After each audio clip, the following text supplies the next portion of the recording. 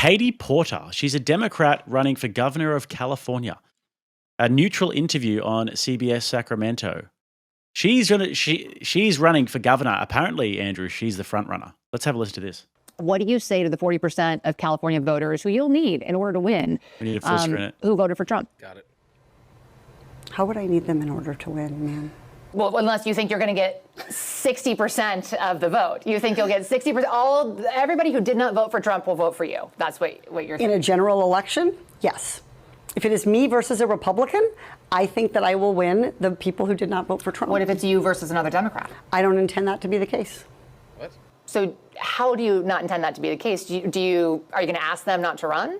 No, I'm saying I'm going to build the support. I have the support already in terms of name recognition. And so I'm going to do the very best I can to make sure that we get through this primary in a really strong position. But let me be clear with you. I represented Orange County. I represented a purple area. I have stood on my own 2 feet and won Republican votes before. That's not now, am I wrong? This is a race. troon, right? No, this is apparently it looks like a biological female. Are you sure? It looks like the principal from the movie Matilda. You know the movie Matilda, where You sure she's that's like not a hiding under the troon? table? I was thinking the same thing. I'm getting Ed. very couldn't be- strong troon radar here. Yeah. I Look it I up, think Mr. E. it's- I think it's. I What's think her this name is what again? happens when women Yeah, what's are her in name, Jake? politics. What did Katie that? Porter. Katie Yeah. Porter. Katie Penny I think this is what Porter. happens when women are in politics for years and they have to sort of compete with men and sharpen their elbows, and then they start to eventually sort of morph into a what looks like a man. Okay, keep going. Can say if you're from a deep blue area, if you're from LA or you're from Oakland, you don't have an But experience. you just said you don't need those Trump voters. Well, you asked me if I needed them to win. So you don't I think feel like this is unnecessarily argumentative. Yeah, that's What a is your woman. question? The question is the same thing I asked everybody, that this is being called the empowering voters to stop Trump's power grab. Every other candidate has answered this question. This is not Correct. And I argumentative. said I support it. So, and the question is, what do you say to the 40% of voters who voted for Trump? Oh, I'm happy to say that. It's the do you need them to win part that I don't understand. I'm happy to answer the question as you have it written, and I'll answer it. And we've also asked the other candidates, do you think you need any of those 40% of California voters to win? And you're saying, no, you don't. No, I'm saying I'm going to try to win every vote I can. And what I'm saying to you is that Well, to Cut. those voters. Okay, so Cut. I don't want So- to keep doing this. I'm going to call it. Yeah. So Thank you. What's the rage quit? There it is. Yeah. Rage quit. you're not going Rage. to do the interview with us. Nope, not like this. I'm not. Not with 7 follow-ups to every single question you ask. Oh my God. This Every other fucking candidate chick. has answered I don't our care. follow-ups. I don't Don't care. I want to have a pleasant. Yep. So there it is. She too good. Yeah. So what happened is she got embarrassed. She got embarrassed because the way she answered the question. And, you know, she easily, if it's a she, could have just said, okay, you know what? Actually, I misspoke there. So let me just re-clarify so that we make sure that we're on the same page. Maybe I made a hasty generalization because I thought that the question was asking me something else. She could have easily done that, clarified the statement, moved on. In fact, it probably would have even brought her better press because then her constituency would have been like, no, she clarified, you idiot. And this was obviously a trap, this or that. No, that's not what she did. She doubled down instead. She said, I don't believe that I need a single one of you fuckers, and I'm not even going to try. I think I'm going to win without a single Trump voter. And the way that she said it, it was very clear that she despises the Trump voter.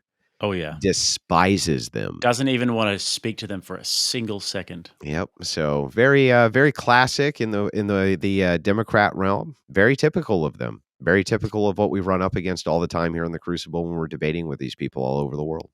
But the thing is, though, what I find so funny though about that is that this is a CBS interview. You're not going on a show that's going to give you. It's not even like a Piers Morgan who's actually going to sort of grill you and give you hard questions. That is a very, very basic question she was just asking. What do you do about this block of voters who there's 40% of them? Do you try and win their vote? It's a very, very easy lowball question. But these people can't even handle the most basic of cross-examination about their worldview. The people who she's going to be governor of California, she's essentially cognitively not even capable of having a simple conversation. She's going to be governor.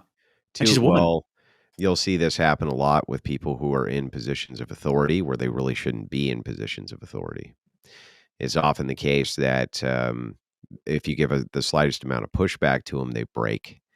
They break and they lose their grounding with how common tough calls, right? And they're not going to be pleasant. They're not always going to be pleasant. Mm. So, So you know, true. this is the problem. One of the biggest problems with the tone policing sewing circle Christians is same exact way.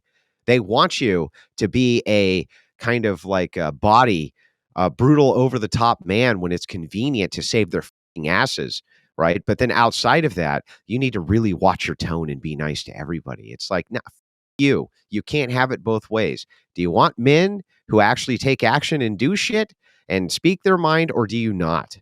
Because you're not going to be able to do this. You must contain yourself all the time until we thaw you out of your capsule so that you can go do all the dirty shit that we don't want to do.